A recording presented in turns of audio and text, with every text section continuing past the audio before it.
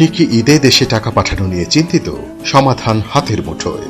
কোনো ধরনের ফি ছাড়া ঘরে বসেই যুক্তরাষ্ট্র থেকে টাকা পাঠান দেশে সর্বোচ্চ এক্সচেঞ্জ রেটে। স্যান্ডওয়েভ মুহূর্তেই পৌঁছে দেবে আপনার প্রিয়জনের বিকাশ অ্যাকাউন্টে। Sign up today, get $10 credit. App store বা প্লে স্টোর থেকে আজই ডাউনলোড করুন স্যান্ডওয়েভ অ্যাপ। ঘরে বসে টাকা পাঠান, নিজে নিরাপদ থাকুন, প্রিয়জনকে নিরাপদ রাখুন। বৈশ্বিক মহামারীর মধ্যেও ঈদ হোক আনন্দের। Send money with love.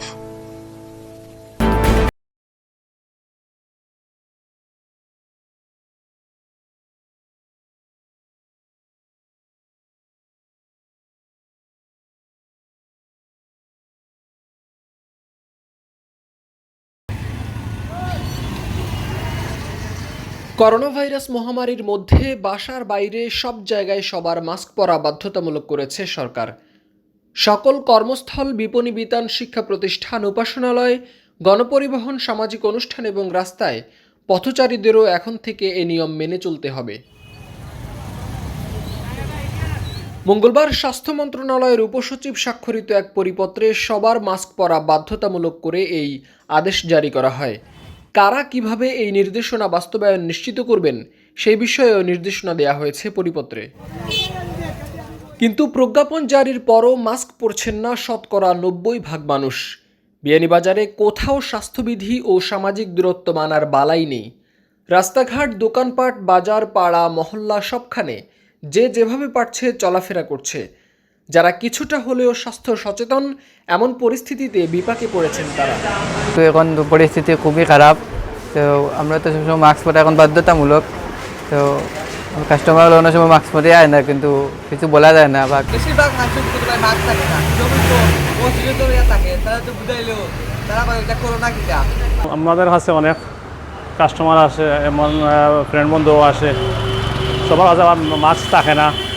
আমরা মাস্ক পিনতে লাগে, মাস্ক পরার লাগে উদ্বুদ্ধ করি, যেহেতু সরকারের নির্দেশ। আর এটা মহামারীর সময় এটা পড়তে হয় যে শ্বাসের রোগ।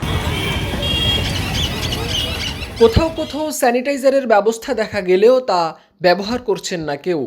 চায়ের স্টল, মুদি দোকান, সর্বত্রই মাস্কহীন মানুষের ভিড়। নেই সামাজিক দূরত্ব মেনে চলার তাগিদ, সর্বত্রই যেন আইন না মানার প্রবণতা। আর তো মহিলা তো এলাই মাস্কের মুখে রাখতে পারে না।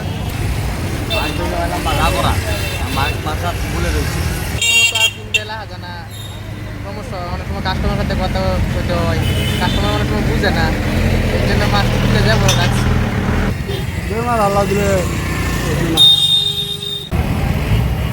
উপজেলা নির্বাহী কর্মকর্তা জানান, প্রশাসনের পক্ষ থেকে মাস্ক ব্যবহারে বাধ্য করার জন্য ভ্রাম্যমাণ আদালতের অভিযান পরিচালনা করা হচ্ছে।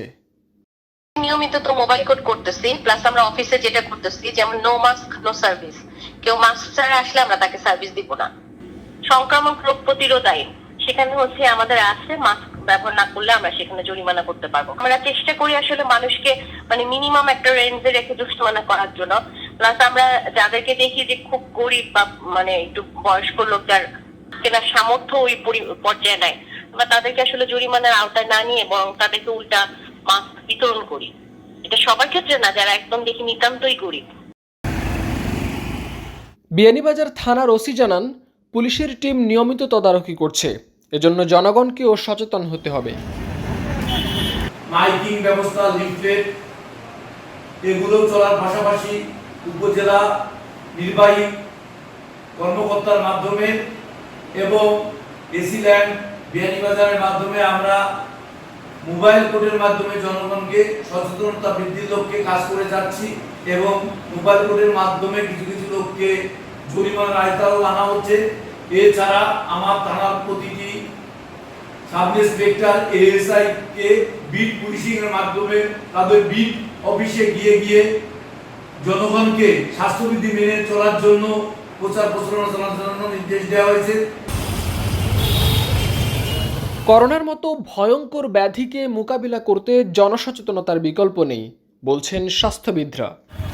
করোনার যে বিস্তার রোধ করার যে আমাদের যে অঙ্গীকার, সেটাকে যদি আমরা বাস্তবায়ন করতে চাই, তাহলে কিন্তু আসলে সবাইকেই যার যার লেভেল থেকে স্বাস্থ্যবিধি অনুসরণ করে সবার জীবনযাপনের মধ্যে এই স্বাস্থ্যসম্মত মাস্ক পরিধান করা ঘন ঘন সাবান দিয়ে হাত ধোয়া এবং সামাজিক দূরত্ব মেনটেন করা সমগ্র বিয়ানীবাজার বাসীর প্রতি আমাদের আহ্বান থাকবে। যারা এখন পর্যন্ত আমরা স্বাস্থ্যবিধি অনুসরণ করছি না, এখন থেকেই আমরা সেটা অনুসরণ করার চেষ্টা করব। লোকজনের এমন অবাধ বিচরণের ফলে বিয়ানীবাজারে দ্রুত বাড়ছে করোনা সংক্রমণ। হাবিবুর রহমান, এবিটিভি।